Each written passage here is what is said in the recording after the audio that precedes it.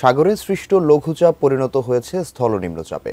এর প্রভাবে উপকূলীয় এলাকা ও সমুদ্র বন্দরগুলোতে আবহাওয়া কর্তৃপক্ষ জারি করেছে ৩ নম্বর সতর্ক সংকেত।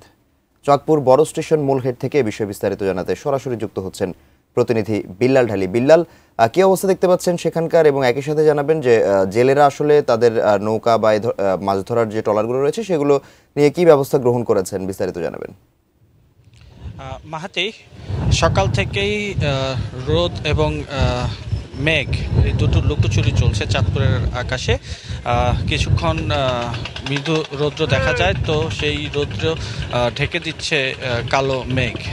তবে সকাল থেকে এখন পর্যন্ত জেলায় বৃষ্টি হয়নি। মোটামুটি বাতাস প্রবাহমান থাকলেও নদীর যে অবস্থা সেটি কিন্তু স্বাভাবিক আছে। শুধু মাছ ধরার নৌকা নয়, ছোট ছোট যে নৌযান আছে সেগুলো চলাচলও কিন্তু একেবারেই স্বাভাবিক আছে। আমি একটু জানিয়ে রাখি, চাঁদপুরের মেঘনায় কিন্তু বেশ কয়েকটি চরাঞ্চল আছে এবং সেই চরাঞ্চলগুলিতে জনবসতি আছে।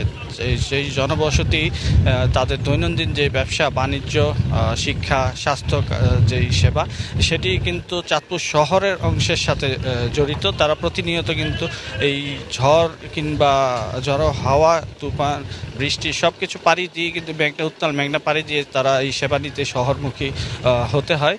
আমি যারা এই ছোট ছোট নৌযানগুলি পরিচালনা করছেন তাদের সাথে কথা বলেছিলাম। তারা বলছেন যে যখন ঝড়ো হাওয়া শুরু হয় তারা সেই সময়টাতে তাদের নৌযান চালানো বন্ধ রাখেন। এছাড়াও যদি মাঝ নদীতে তারা ঝড়ের কবলে পড়েন সেই সময় তাদের নিরাপত্তার জন্য পর্যাপ্ত বয়া এবং লাইফ জ্যাকেট তাদের সাথে থাকে, যাতে যাত্রীদেরকে নিরাপদে পৌঁছে দেওয়া যায়। সেজন্য আমি যাত্রীদের সাথে কথা বলেছিলাম। তারা জানিয়েছেন যখন তারা ঝুঁকিপূর্ণ আবহাওয়া দেখেন তখন তারা যাত্রা বিরতি দেন। তারা এই যে ছোট ছোট নৌযানগুলি আছে সেখানটাতে কিন্তু তারা চলাচল বন্ধ করে দেন। যখন আবহাওয়া স্বাভাবিক থাকে তখনই তারা পুনরায় তাদের গন্তব্যের দিকে ছুটে যান। আমি এই যে দুর্যোগপূর্ণ আবহাওয়ার বিষয়ে জেলা ত্রাণ কর্তৃপক্ষ যারা আছেন তাদের সাথে কথা বলেছিলাম। তারা আমাকে জানিয়েছেন যে জেলায় যে কোনো দুর্যোগ মোকাবেলার জন্য তারা সার্বক্ষণিক প্রস্তুত আছেন এবং তাদের কাছে পর্যাপ্ত নগদ অর্থ এবং শুকনো খাবার কিন্তু তাদের কাছে মজুদ আছে। আবহাওয়া অফিসের সাথে আমি কথা বলেছিলাম।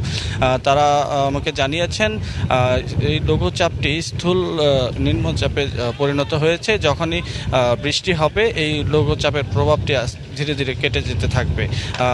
তারা আমাকে জানিয়েছেন যে এই লঘুচাপের প্রভাবটি আরও 2 থেকে 1 দিন থাকতে পারে। মাহাতি।